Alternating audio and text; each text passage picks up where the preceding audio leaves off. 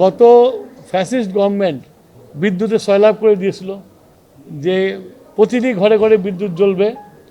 এটা করতে যে এটা যে একটা কারিগরি জিনিস, এইটার দিকে তোয়াক্কা করে নাই যে একটা দেশে স্টেবল বিদ্যুৎ সিস্টেম তৈরি করতে হলে যেমন আমার স্টেবল জেনারেশন দরকার হয়, তেমন আমার স্টেবল ট্রান্সমিশন দরকার হয়, তেমন আমার স্টেবল ডিস্ট্রিবিউশনের প্রয়োজন হয় আর কি। এবং এগুলার চারটার সিঙ্ক্রোনাইজ করলেই একটা সুন্দর বিদ্যুৎ ব্যবস্থার সৃষ্টি হয়।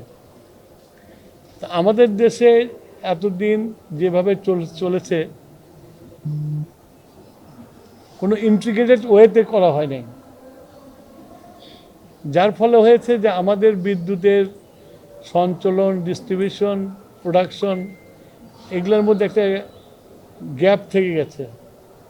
যার ফলে আপনারা দেখবেন যে আমাদের বিদ্যুৎ উৎপাদন ঠিক আছে, আমাদের বিদ্যুতের সঞ্চালন ঠিক আছে, কিন্তু ডিস্ট্রিবিউশনের এন্ডে যে দেখা যাচ্ছে কিছু কিছু জায়গায় বিদ্যুৎ নাই, এবং যেটাকে আমরা সাধারণভাবে বলি যে বিদ্যুতের লোডশেডিং। আসলে লোডশেডিংটা হয় তখনই যখন আমার বিদ্যুৎ উৎপাদন হয় না, কিন্তু উৎপাদন হওয়ার পরে ট্রান্সমিশন করার পরে যখন বিদ্যুৎতে অনেক জায়গায় বিদ্যুৎ থাকে না, ঘন্টা 1 ঘন্টা 1.5 ঘন্টা থাকে না, সেটা লোডশেডিং না, সেটা হলো টেকনিক্যাল। তো গত ফ্যাসিস্ট গভর্নমেন্ট বিদ্যুতে সয়লাভ করে দিয়েছিল যে প্রতিটি ঘরে ঘরে বিদ্যুৎ জ্বলবে। এটা করতে যে এটা যে একটা কারিগরি জিনিস, এইটার দিকে তোয়াক্কা করে নাই। এ গ্রেড ক্লিংকারের কনফিডেন্স সিমেন্ট, বাংলাদেশের হৃদয় জুড়ে। আপনার পল্লী বিদ্যুতের লম্বা লম্বা লাইন টেনেছে। একটা ভালো সিস্টেমের জন্য একটা লাইনের ডিস্টেন্স কতজন হয়েছিল? 30 থেকে 35 কিলোমিটারের বেশি হওয়া উচিত না, কিন্তু পল্লী বিদ্যুতের আছে 90 কিলোমিটার আছে, 100 কিলোমিটার আছে। ওই যে দিতে হয়, বিদ্যুৎ দিতে হয় বাড়ি বাড়ি।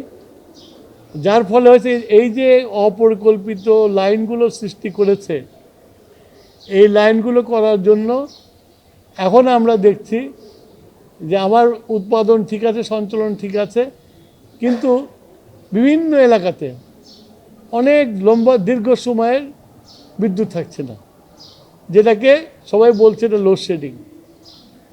লোডশেডিং ইজ কমন টার্ম, এটাই ব্যবহার করবে, কিন্তু আসলে এটা হলো যে লাইনের ডিফেক্টের জন্য। এই লাইনের ডিফেক্ট হওয়ার জন্য যে শুধু ওই এলাকাতে বিদ্যুৎ থাকে না তা না, এই লাইনের ডিফেক্ট হওয়ার জন্য আমার বিদ্যুৎ সিস্টেমের উপর চাপ পড়ে, আমার ট্রান্সমিশনের উপর চাপ পড়ে, এবং কি আমার জেনারেশনের উপর চাপ পড়ে। কারণ আমি তো একটা ক্যালকুলেশন তৈরি করছি, কিন্তু ওখানে যখন বিদ্যুৎ থাকছে না, ওইটা তো কমে যাচ্ছে। কমে যাওয়ার ফলে এটা একটা ব্যাকল্যাশ আছে, যাতে বিদ্যুৎ সিস্টেমে ক্ষতিকর হয়, অনেক সময় ব্ল্যাকআউট হয়ে যায়।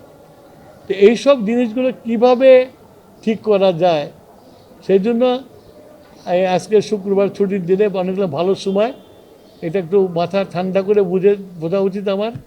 সেই জন্য আমি আসছি, এসে ওনাদের সাথে মিটিং করলাম।